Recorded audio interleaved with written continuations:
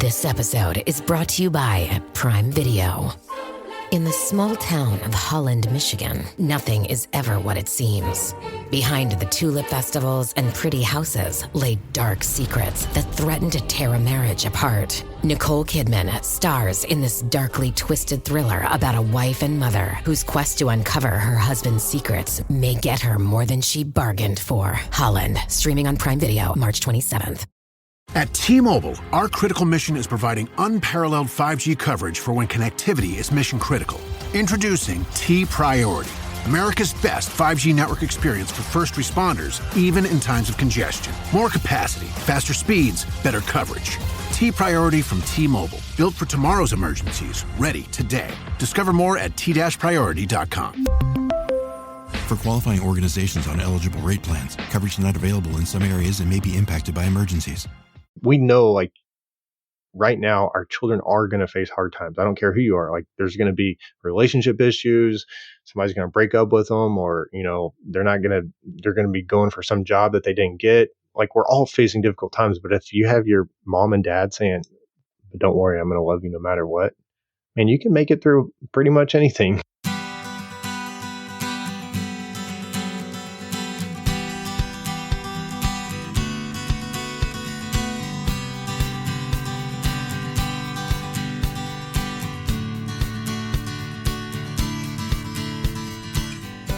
Welcome to Parent Footprint with Dr. Dan. I'm Dr. Dan.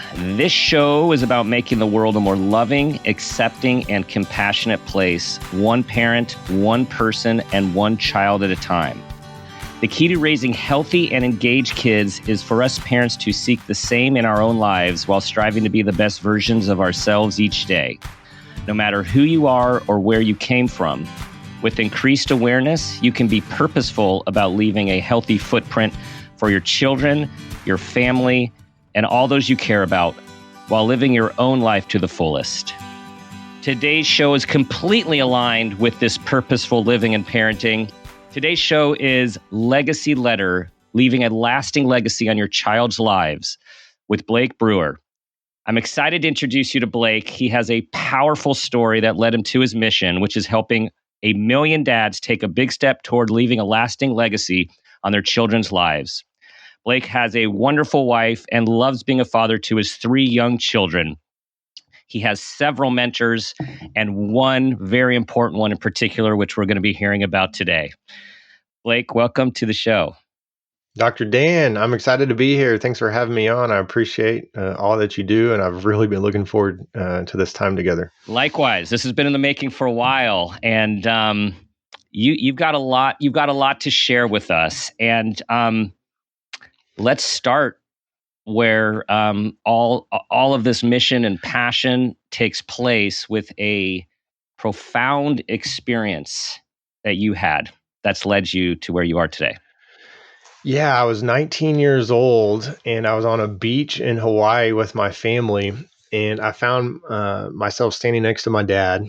And, I felt like even though I was 19, like a little kid standing next to my dad, partly because my dad was a very large man. He was 6'3", 230. He had been drafted in to the NFL. And he looked at me and said, "Man, I'm glad you're here with me," and gave me a big old smile. And then we jumped in the water to go snorkeling. And I'll never forget that smile because it was the last smile that I was ever going to get from my dad.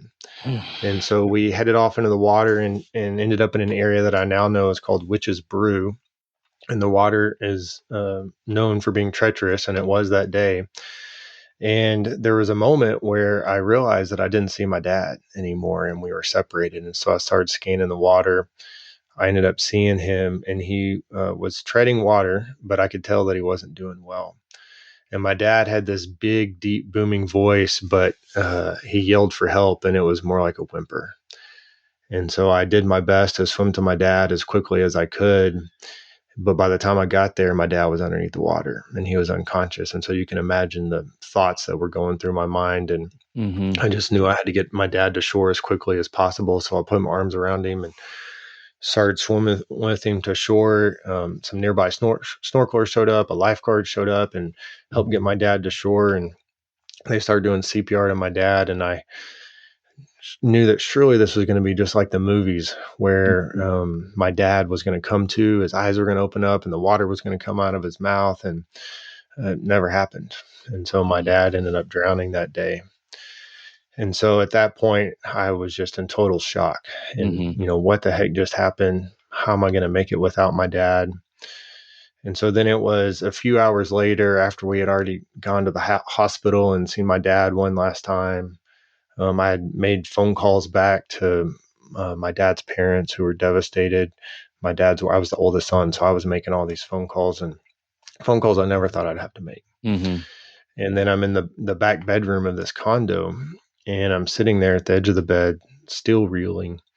And my mom appeared in the doorway, and she said that she was going through my dad's briefcase and found something that he was going to give me on the trip. I had no idea what she was talking about, but she walked across the room and handed me these sheets of paper. And at the top it says, "Dear Blake, Natalie, and Marcus."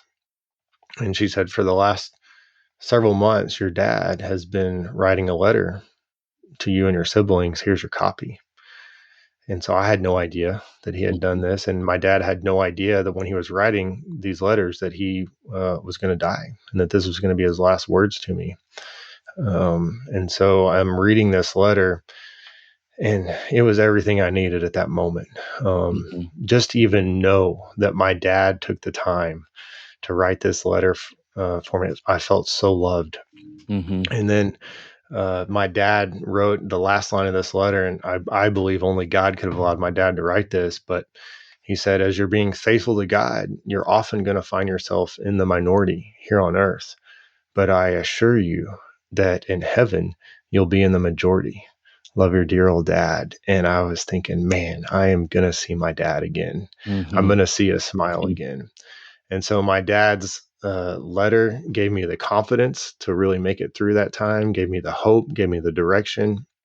And really, for the next year of my life, as I was still grieving, my dad's letter allowed me to get through that. And so for the last 19 years, my dad's words have still been guiding me as I've got married and have kids now and started my career.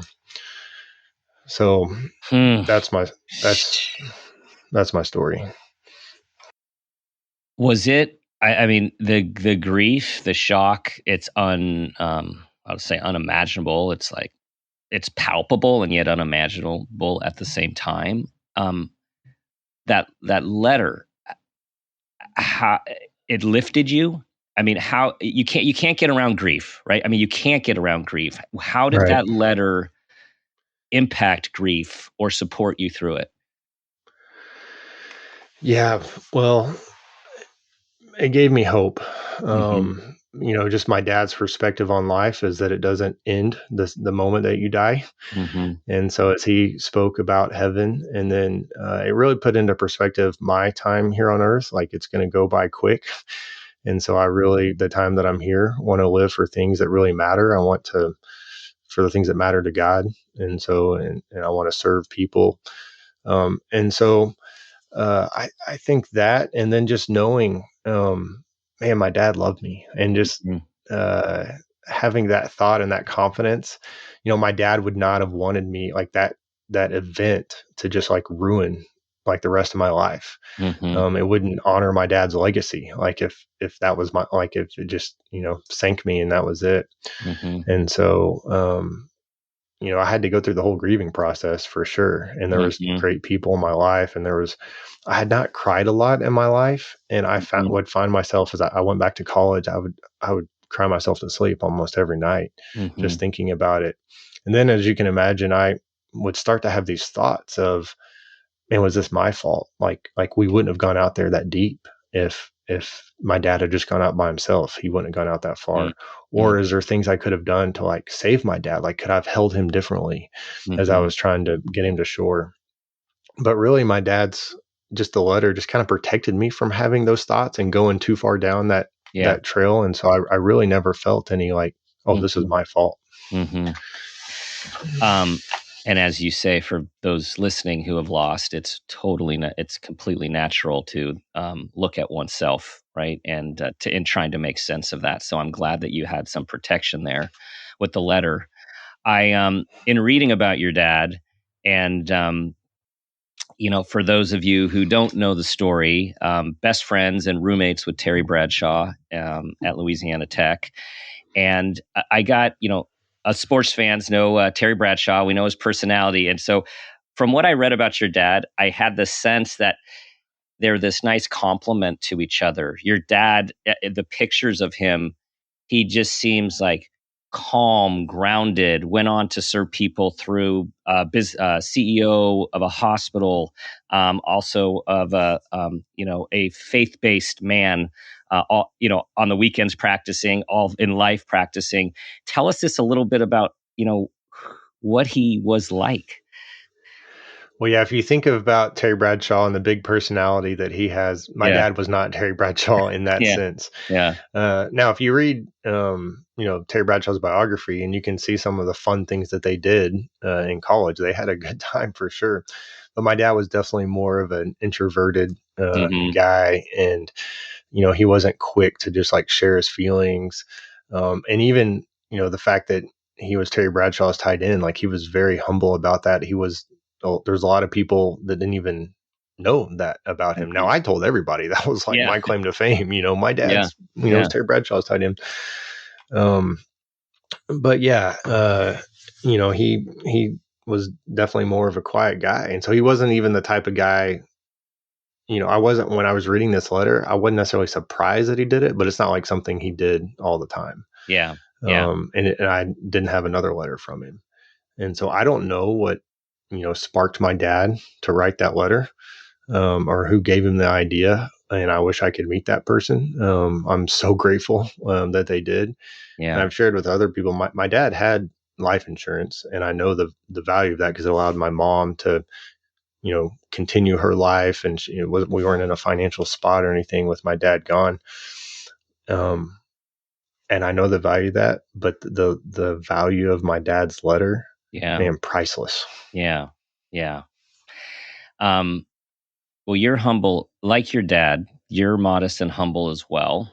I want you to share with everyone a little bit about, you in college and post college, because you are a standout athlete yourself, and I'm just curious about that experience, how that shaped you with your dad's guidance through the letter on your way to becoming what you have become now.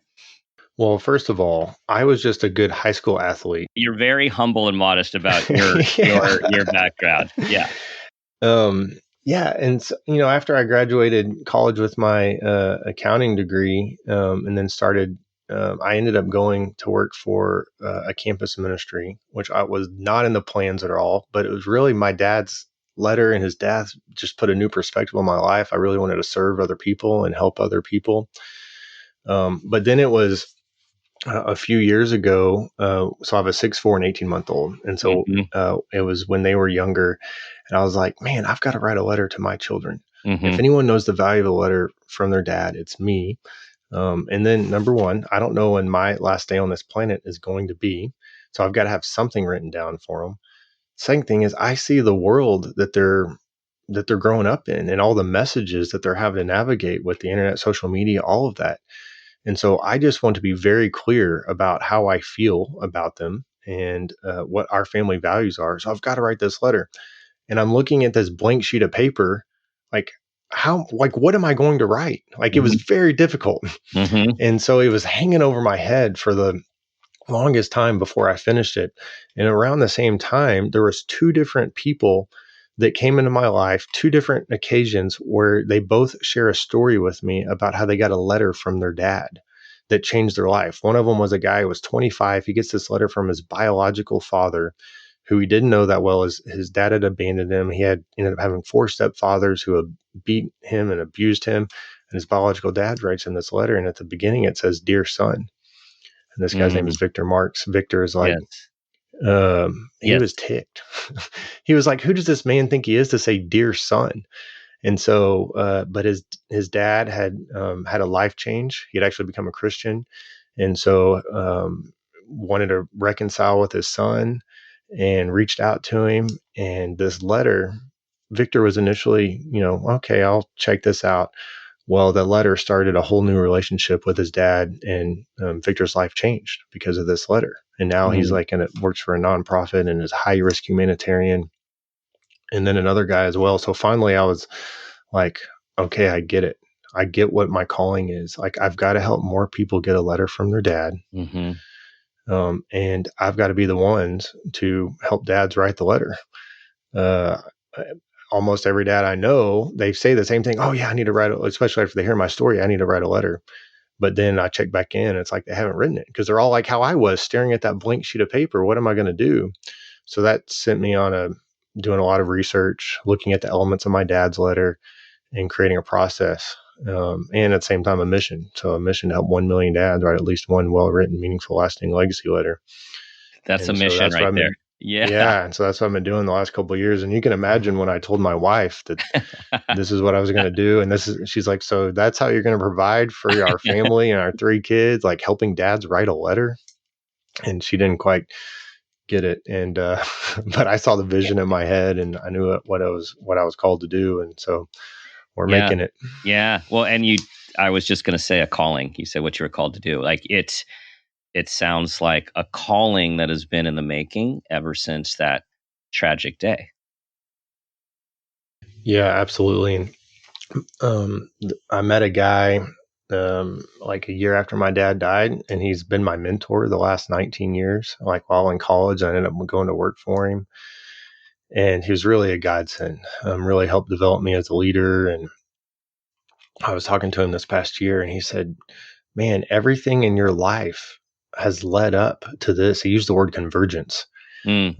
Because I learned how to lead small groups. When I was on a college campus, I was leading with a fraternity leader or different leaders on campus. And at the time, it seemed like a big deal. But what I learned is people are just people, right? And so now as I'm meeting with CEOs of different companies, or I'm meeting with guys in the NFL, or, different people of influence, it's like people are people. It's no big deal. And then as I'm doing some public speaking, I learned how to do that. And having no idea that I was going to end up helping dads write a letter and be on this mission. What have you found about men through this process? The sort of the myths and, the truths and the myths about men being in touch with their emotion, not wanting to express their emotion or feeling like they can't? Well, I do believe that men do not talk that much about their feelings or about their own dad, but when given the opportunity, they will. And so I lead a lot of small groups through my program. And one of the things we talk about is our own dads and how our dads have affected us. And I use the term father wound. And I talk a lot about, I'll say, guys, you may not know what this is, but if I say, hey, that girl has daddy issues, we all kind of know what we're talking about when I say that. But I said, at the end of the day, we all have daddy issues. And so our fathers have impacted us, but none of our fathers were perfect. And so wherever our fathers came up short, they've left a little father wound. And so some of it's bigger, some of it's smaller. And in the same way, we are wounding our children. It's not on purpose. It's just, it's unintentional. Right. Yep. And so this is part of what we're doing is we're writing this letter to help our children overcome those wounds and heal from them. And we want to help those wounds become scars. But it's amazing as dads start talking about their own fathers, and they really start opening up and sharing how their fathers hurt them and said some words that really affected them. And I've seen guys in tears as they start talking about that. And it's really about getting in touch with the humanness, right? Because there's the positive aspects that we get from our parents and our fathers, and then there's complicated things too, and sometimes things don't go well, or things can be like with Victor Marks, right? A lot of loss, a lot of pain. And for those of you who probably recognize, he's the founder of All Things Possible. He's a former decorated Marine. He endured massive amounts of abuse, as Blake has mentioned, and he's a change maker. He's a humanitarian. He's just he has a calling too. And so his life started with dads being very hurtful. and yet there's still a healing part of the process of working through a letter and talking and thinking about your dad's. Yeah, and as you know, a lot of people that are doing really high impactful things, like they've been through something traumatic, or Right. maybe they were addicted. And so when you're in the middle of that traumatic thing or in the middle of that addiction, and you can kind of think, oh man, like how in the world am I ever going to make it through this? But when you do make it through it and you do the work to get healing and to get free, I mean, I've told people before, I love being around people who have overcome addiction because they're just so authentic and real and vulnerable, and they don't have anything to hide. Right. And so, yeah, there's definitely that something happens transformational when you go through something like that. So you have your mission, and you have several different ways of helping dads go through this process, which we'll talk about shortly. What can you tell us about the components of, in your experience? Obviously, these are hard to write, which is why the coaching is so helpful. What are the components that were the most impactful for you that you are now taking forward in your work? Yeah. So one of the things that I help dads communicate, and it's the three things that I think every person wants to hear from their dad, which is I love you, I'm proud of you, and I believe in you. And so there's something about knowing when your dad and your mom love you and it's unconditional. It brings so much confidence and courage. I love the story that Kobe Bryant shared about a year before his death in an interview. But he said when he was 12 years old, he was playing basketball in a summer league in New Jersey, and his dad had played in this league. His grandfather had played in this league. Like, he wanted to do really well. But he shared that he didn't score a single point the entire summer. And he was so frustrated. And he said that his dad walked up to him at the end of the summer, put his arm around him and said, Kobe, I don't care whether you score 0 points or 60 points. I'm going to love you no matter what. And Kobe said literally that was the best thing his dad could have ever told him, because at that point, he was completely freed up just to go for it. He couldn't fail. And so he's telling this story like at the end of his career, like after he's already retired, like, that was playing through his mind as he faced difficult situations, or as he was, it's like, you know what? My dad's going to love me no matter what.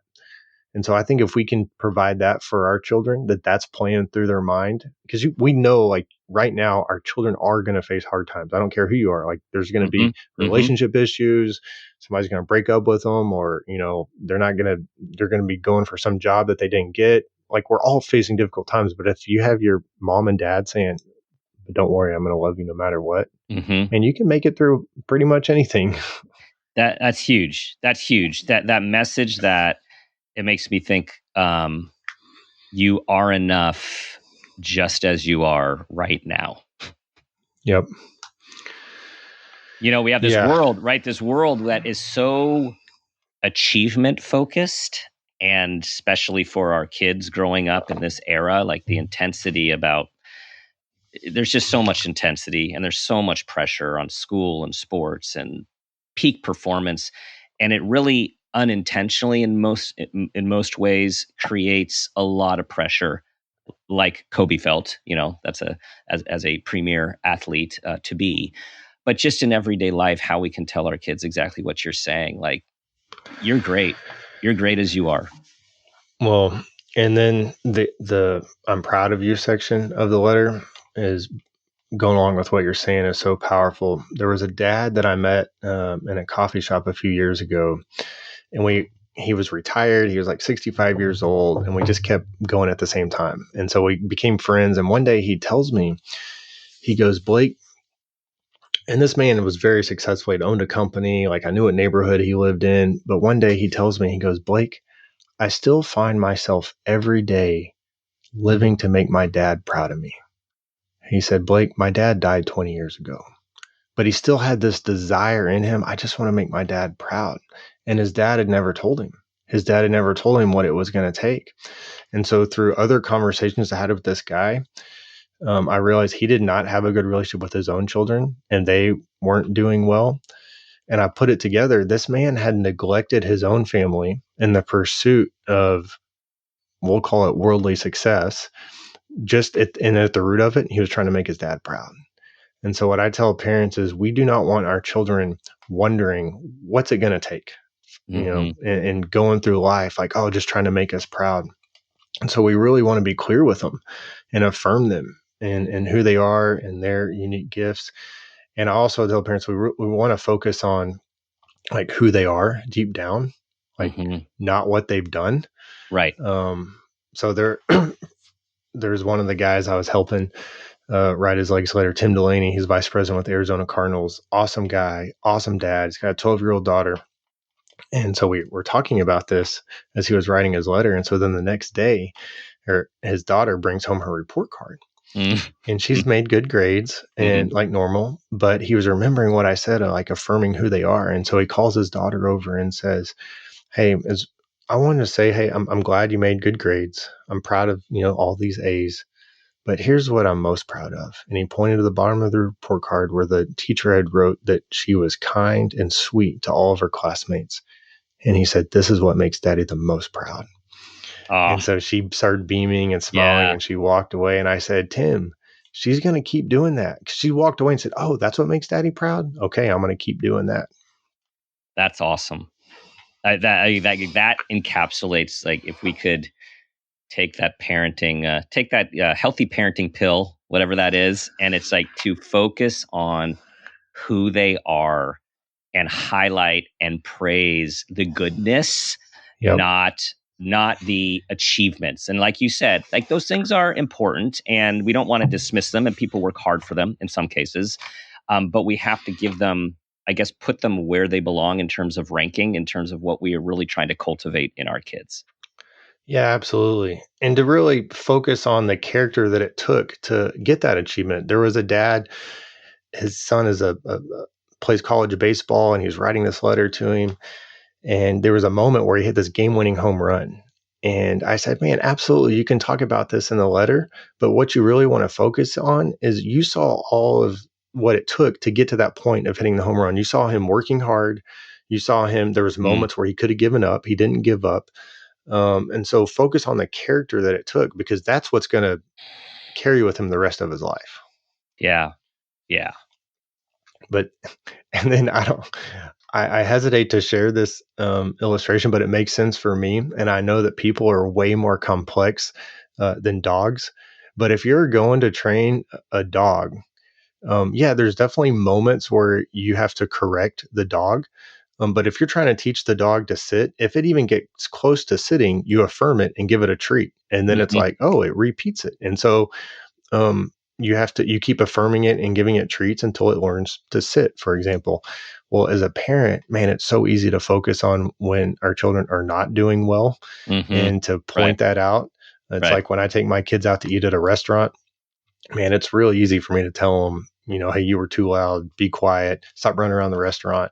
But also there's times when we take them out and they do really well. And I have to remember, hey, I got to affirm them for that. Like, you did really good there. Repeat that.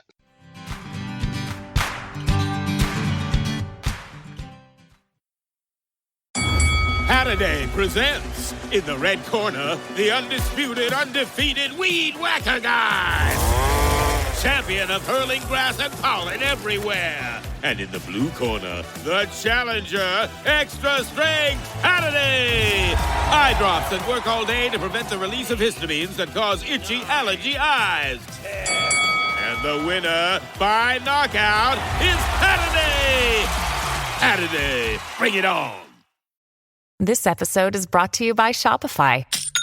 Forget the frustration of picking commerce platforms when you switch your business to Shopify, the global commerce platform that supercharges your selling wherever you sell. With Shopify, you'll harness the same intuitive features, trusted apps, and powerful analytics used by the world's leading brands. Sign up today for your $1 per month trial period at shopify.com/tech, all lowercase. That's shopify.com/tech.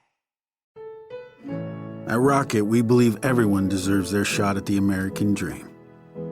So if you're feeling locked out of home ownership, we're here to give you back the keys. We're opening doors, breaking down walls, and doing everything we can to turn renters into owners. And we're not going to stop until we help everyone home. To find out more, visit rocket.com. Rocket, own the dream.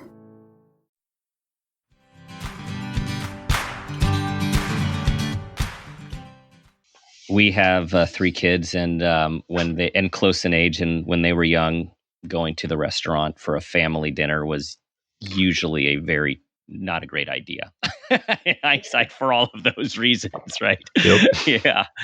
Um, but your point is spot on, right? It's like in terms of being thoughtful and being mindful about what are we highlighting, what are we praising, what are we encouraging, because those are the things we listen to with our parents, whether we like it or not. Like, we absorb that stuff.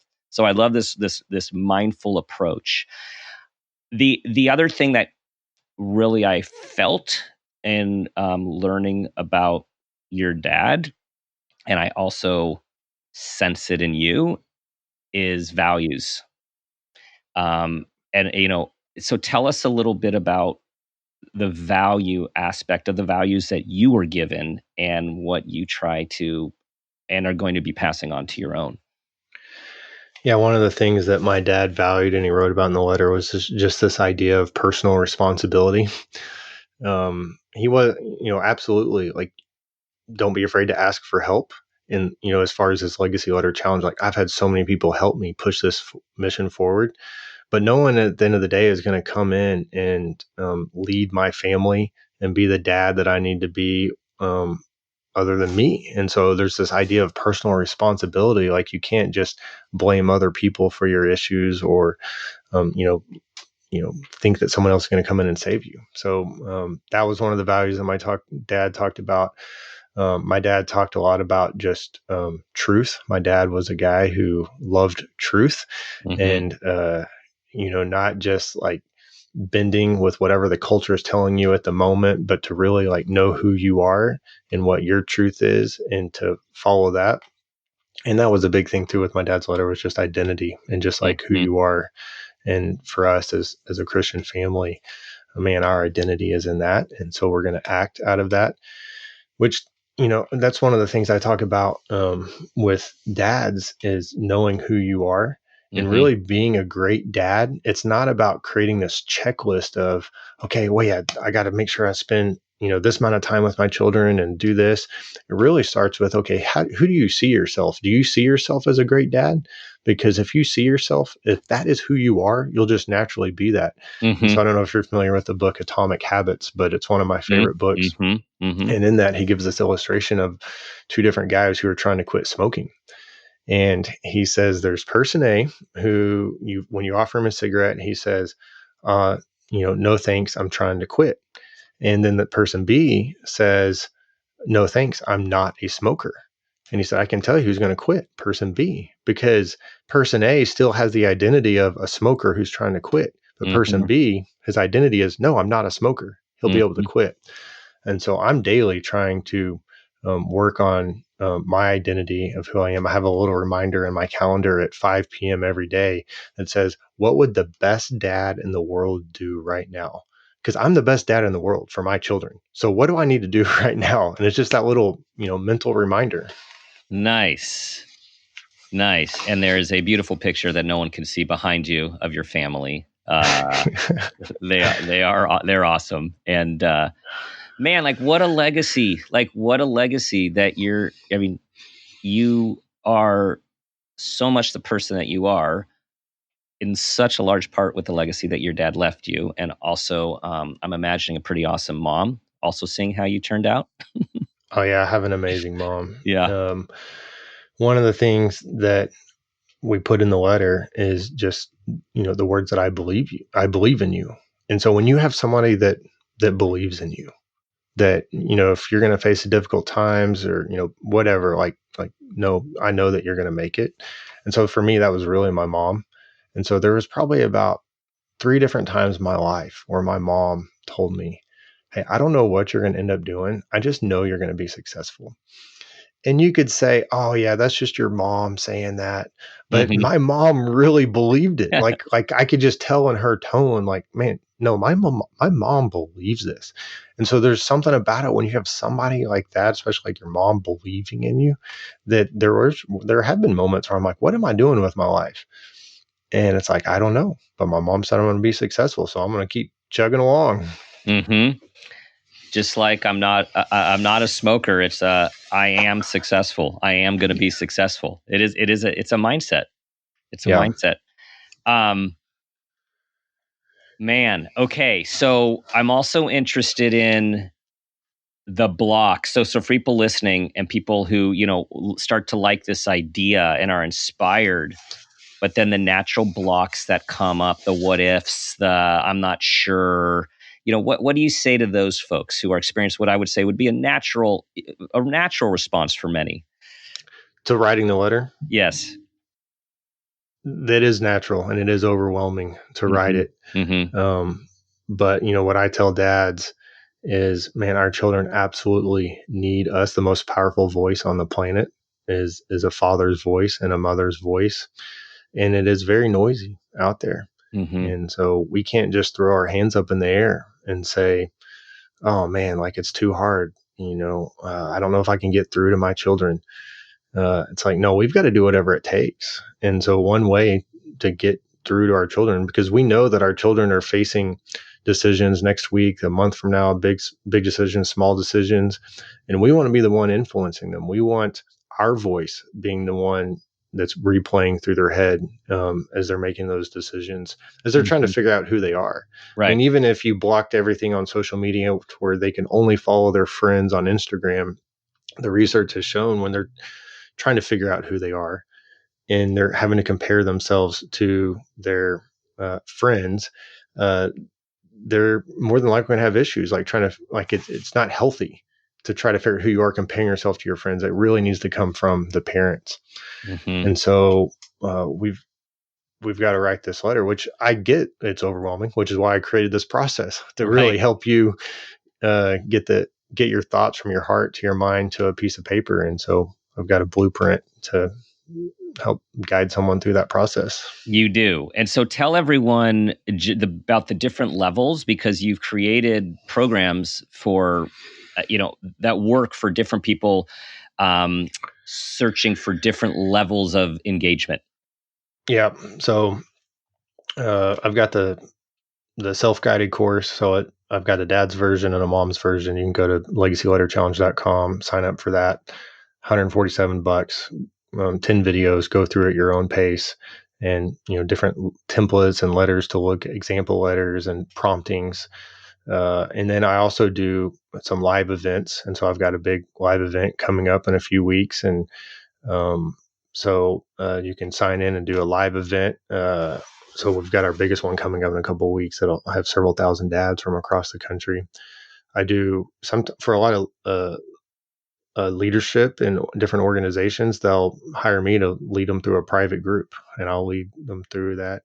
And then also I partner with a lot of businesses and like financial advisors who provide my program for their clients or for their employees, and to really show them, hey, look, I care about you. I care about your family. Like, Hmm. we're going to help you write this letter. And it's wonderful that it's being adopted in the mainstream world. I mean, you have that connection to sports, you have the connection to finance and business, and it really is. This is about health and wellness, right? Like this is a whole. Um, it's just a innovative, and I don't even want to, like, that word isn't even right, because it's not being done to be innovative, but it right, like this is led by your mission, but it is an innovative way of creating health and legacy for families, for this sounds dramatic, but obviously it's for generations. This thing trickles down. Well, yeah, absolutely. And that's what I tell parents, like, your grandchildren, your great grandchildren will know what you stood like. You will be influencing them even after you're long gone. My children who never got to meet their granddad, they know what my granddad stood for. And even this past year, my sister got married, for the first time. She's 36, and she actually going into last year said, "Oh, I don't think I'm ever going to get married." A few months later, she meets a guy at the company crawfish boil, and few weeks later, they're dating. A few months later, they're engaged, and she calls me and says, "Hey, Blake, I want you to officiate the wedding. It's on November 1st. Can you do it?" And I looked at my calendar and I saw that there was an Arkansas football game that day, which is where I went to school. And I said, "I can't make your wedding. I'm sorry. There's a football game. I don't miss those." But I was only, I was only joking, but I was like, seriously, why did you do it this weekend? Yeah. So I officiated this wedding. And of course, it was a very emotional week for me.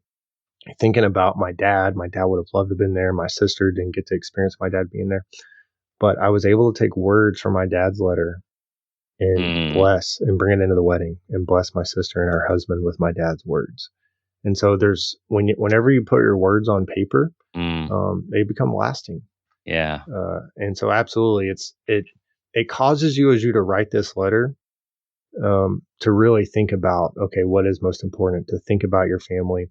And, you're writing this letter for your children and it's going to impact them, but you're the one who gets impacted first. Yeah. It goes both ways. Really is a healing. I see it as a healing process to write that letter.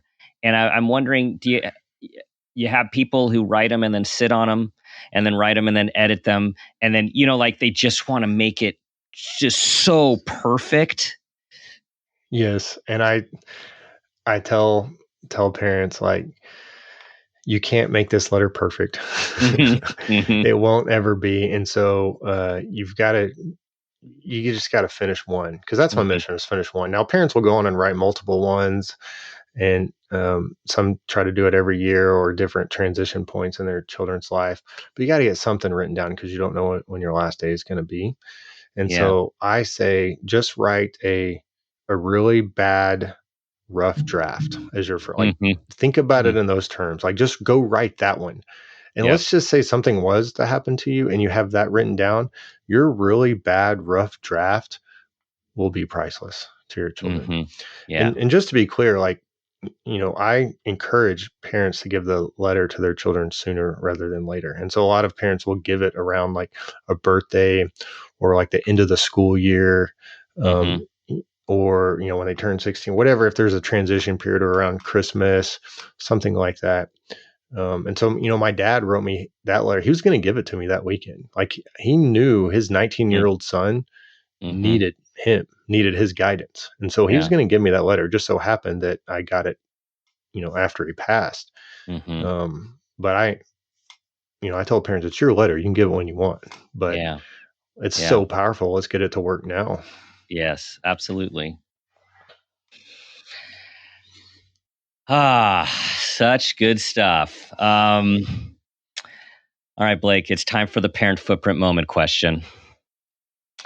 Tell us about a time that you became aware of yourself as an individual, as a parent, or even an awareness of your own parents, and that new awareness had a positive impact on your life, your kids, and those you love. Yes, I was interviewing last year a guy named Jeremy Pryor.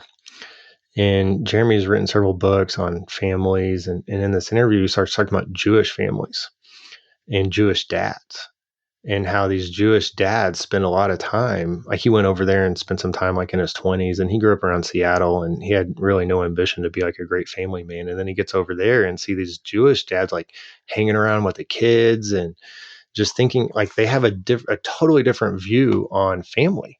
And they're thinking about their grandparents, great grandparents, like they're telling these stories. And, as they're pouring into their children, they're actually also thinking about, hey, as I'm pouring into my children, I'm pouring into my children's children. And it just completely changed their whole perspective on life. So as he's telling me this in this interview, I'm like, oh my gosh, like, yeah, that changes everything. And so that really made me think about my family and think, man, it's way bigger than just trying to get my kids to 18 and graduating high school and out of the house. And even this idea of like kicking your kids out of the nest and becoming empty nesters. Like, historically, that no one has ever used that term. It's actually kind of a weird term when you think about it, because when a bird kicks a kid out of its nest, like the bird's kicking them out to either live or die. Like Right. the bird's not involved anymore. Yeah. And as parents, man, there's still a role to be played even till the day I die. Even as my kids become parents one day, like I still have a role, and especially, in early 20, all of that. I mean, they still need me. And so it just changed my perspective on family and my life and what I want to give my life to. And so I started parenting differently after that podcast. The long view. Yeah, like the long view. Well, sitting with you, I just although we're through a screen, I just like feel your presence, your purposefulness, your kindness, your compassion, and you're living aligned with it, with this mission. I mean, this mission is so big, which we're all going to help you with, everyone. 1 million dads writing a letter. And really 1 million plus. Yeah, 1 million plus. We'll just start with 1 million. Yeah. There's a lot of people out there, and this will help all. I had an NFL agent. I was helping one of his players write a letter, and then I didn't know this guy. He was an NFL agent, and he challenged me one time. This is like last year. He's like, "Why are you saying only 1 million dads? Like, there's like way more than 1 million out there." And I was like, "Man, when I said 1 million, I hadn't helped one single dad write a letter yet, so that number was pretty big." Yeah. So it's just the first marker. It's just the first marker. But I will say this, I really do believe, as I have this, really big goal, man, every dad matters. Every letter matters. Every child matters. Yeah. And so I do believe we can change the world by helping parents communicate these things to their children in a lasting way. Yeah. But it's every single person that matters. Yes. Well, Blake, tell everyone where they can learn more about all your offerings and your events. Yeah, if you go to legacyletterchallenge.com, which I know is kind of a mouthful there, legacyletterchallenge.com, and you can see the different things there that we have coming up, and you can sign up and start writing your letter. Start writing it. Blake, thanks so much for sharing your story with all of us and the world. It is one of, again, it's a tragedy for your loss. And it is one of hope and inspiration for what can come of it. And as you put it, the lack of separation between life and death when we know that someone is so much a part of us and loves us so much. Appreciate it. Thank you. Well, everyone, you know what you need to do. You got to start thinking about that letter. Think about what's important to you. Think about your values. Think about what you are proud of with your children. Think about what you love about them and affirm it in them for who they are. As always, I will ask you to continue to give us your 5-star reviews, share this podcast with everyone you think will benefit, which as far as we're concerned is everyone, and continue to please bring amazing people to our community. Do your best to be the person you want your child to become, and ask yourself the guiding question I ask myself each day: what footprint do you want to leave?